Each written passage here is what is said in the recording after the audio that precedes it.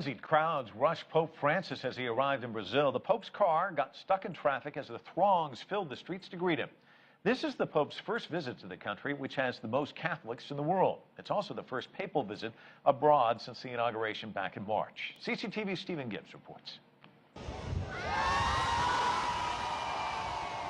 Some see it as a homecoming, the first ever Latin American Pope arriving in the region which is home to nearly half the world's Catholics.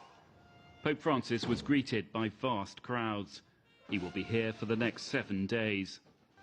His visit comes at a difficult time for Brazil, which over the last month has seen mass popular protests against a range of issues, including poor public services and corrupt politicians.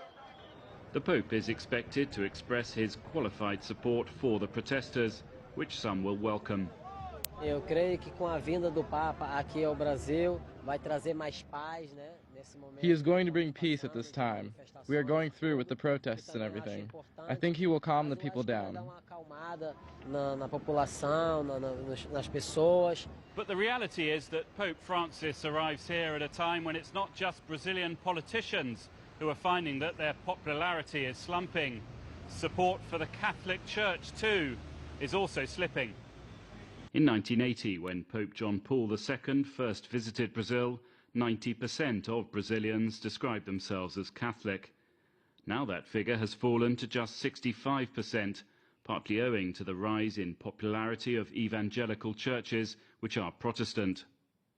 Some see Pope Francis as representing a new start for the Catholic Church, without many of the trappings of his predecessors. It was even viewed as significant that when he boarded his flight to Brazil, he carried his own hand luggage.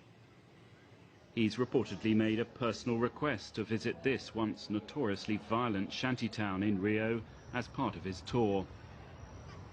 The Pope's informal, spontaneous style may cause some security headaches for Brazil's politicians in the coming days.